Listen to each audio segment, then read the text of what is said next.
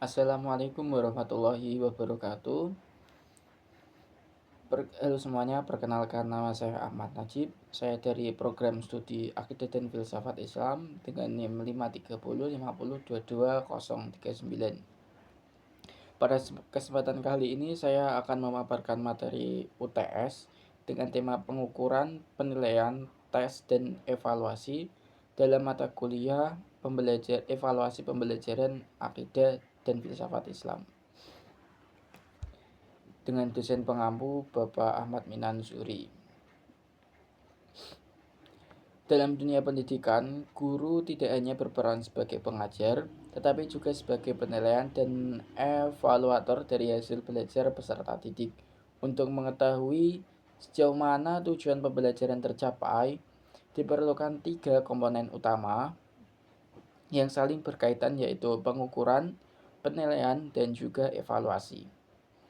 Ketiganya menjadi dasar penting dalam memastikan kualitas pendidikan yang tidak hanya menilai aspek pengetahuan, tetapi juga sikap dan keterampilan siswa. Baik, langsung saja ke pembahasan kita pada tema utama tadi, yaitu yang pertama ada pengukuran atau measurement. Pengukuran adalah proses untuk mengetahui sejauh mana kemampuan peserta didik dengan menggunakan angka atau simbol tertentu. Sederhananya, pengukuran menjawab pertanyaan seperti berapa tingkat kemampuan siswa. Misalnya ketika seorang siswa mengikuti tes dan mendapatkan nilai 80, angka tersebut menunjukkan hasil pengukuran atas penguasaan materinya tadi. Namun pengukuran yang baik tidak hanya sekedar memberikan angka. Ada 2 hal yang penting yang harus diperhatikan, yaitu ada validitas dan reliabilitas. Yang pertama, validitas artinya alat ukur yang harus benar-benar mengukur apa yang seharusnya diukur. Yaitu yang kedua ada reliabilitas atau artinya hasil pengukuran harus konsisten jika dilakukan berulang kali. Ingat tadi ada validitas dan juga reliabilitas.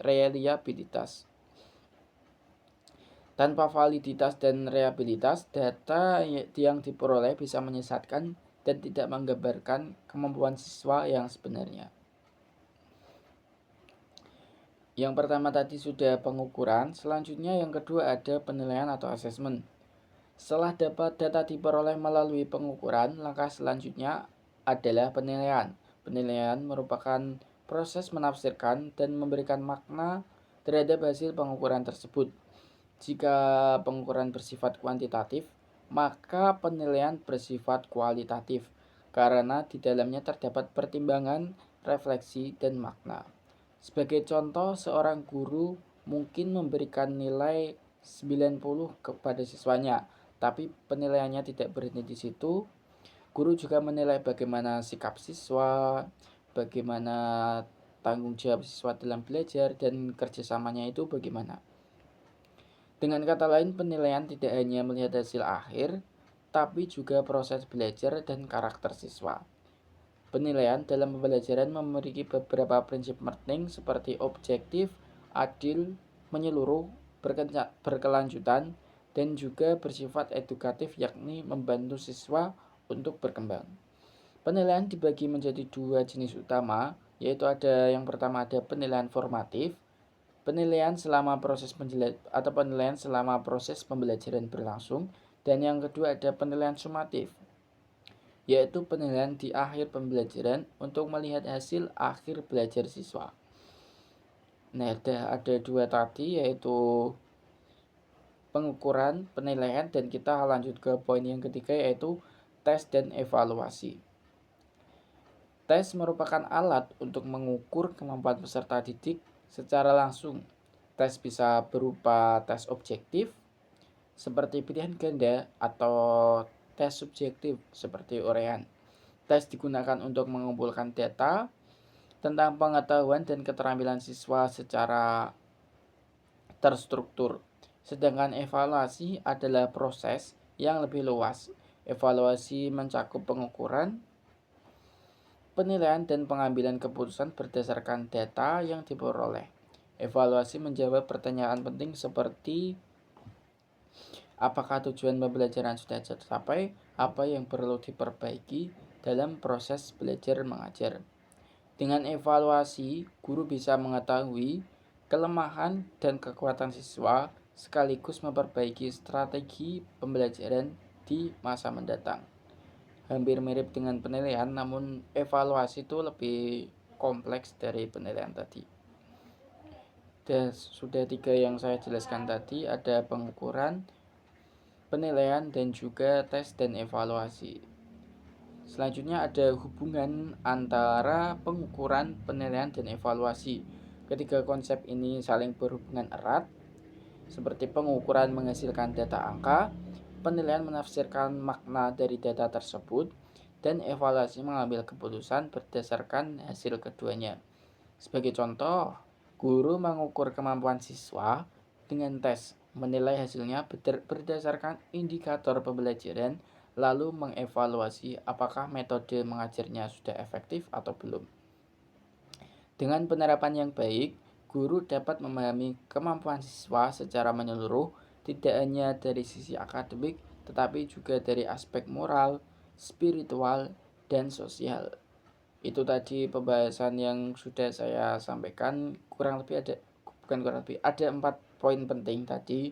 Yang pertama ada pengukuran atau measurement, yang kedua ada penilaian atau assessment, dan yang ketiga ada tes dan evaluasi, serta tadi ada hubungan antara pengukuran, penilaian, dan evaluasi.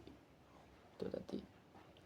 Dan kesimpulannya dari pemaparan ini yaitu bahwa pengukuran, penilaian, dan evaluasi merupakan satu kesatuan yang tidak bisa dipisahkan dalam proses pendidikan.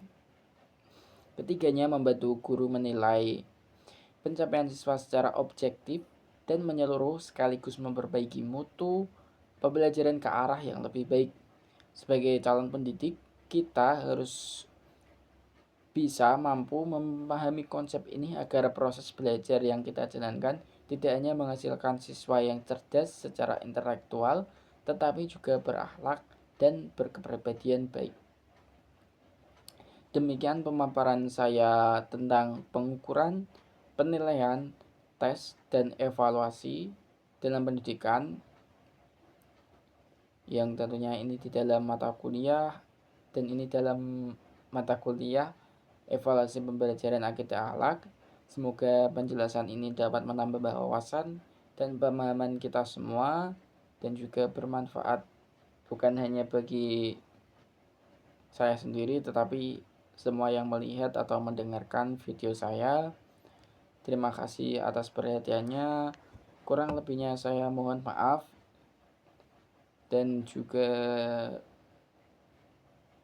itu tadi yang mungkin apabila ada suatu kekurangan saya mohon maaf. Wassalamualaikum warahmatullahi wabarakatuh.